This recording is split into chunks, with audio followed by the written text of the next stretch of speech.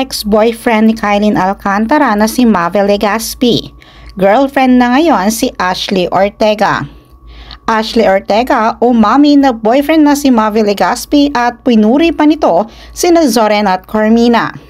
It's confirmed na nga na mag-boyfriend at girlfriend na nga ang Kapuso stars na sina Ashley Ortega at Mavi Legaspi.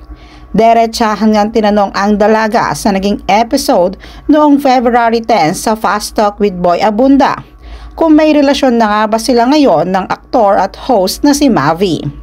Question nga dito ni Tito Boy's actress. Ito'y yes or no lang naman. Oo o hindi.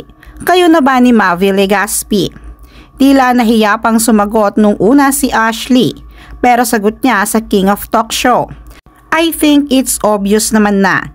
Yes, kami na. Follow-up na tanong pa ni Tito Boy sa Pulang Araw Star.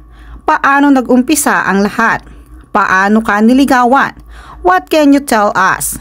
Say ni Ashley, matagal na silang magkakilala ni Mavi dahil meron silang common friends. Pero last year lang sila nagsimulang mag-date. Well, I met Mavi a few years ago. Mga bata pa kami noon. I think when he started signing a contract sa Sparkle, talent management ng GMA. But we started hanging out more last year. Tapos doon ko talaga siya nakilala talaga. Yan ang revelasyon ng dalaga.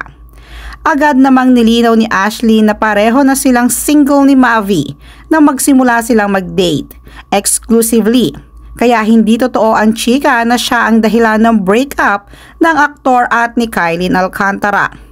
Hiwalay na rin daw that time si Ashley sa ex-boyfriend niyang politician na si Lucena City Mayor Mark Alcala.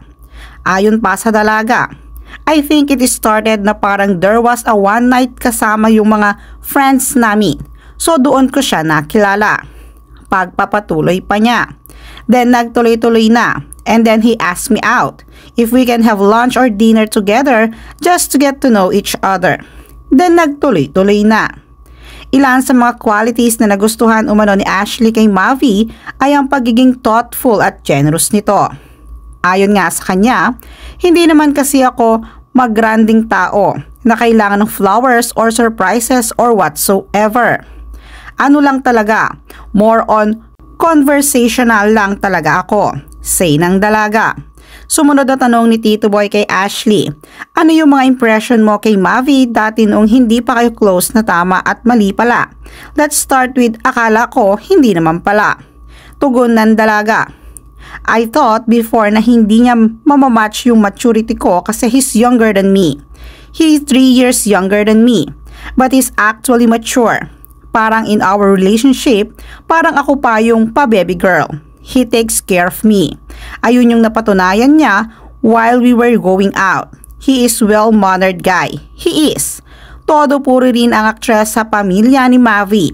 Napakaganda raw ng pagpapalaki ni Carmina Villarreal at Zoren Legaspi sa kanyang boyfriend. Nakakilala na niya sina Carmina at Zoren, pati na rin ang twin sister ni Mavi na si Cassie Legaspi, nang sumama siya sa kanilang family dinner. Say nga ni Ashley, they are very welcoming. I've worked with Tita Mina na before. Nag-lock-in taping din kami in 2 months. Si Tito Zoren also I've worked na rin sa kanya before. He became my dad. But when me and Mavi were hanging out na, Mavi introduced me to them. Actually, last December, they invited me for the Christmas dinner. They very welcoming. Mababait po sila and Cassie also.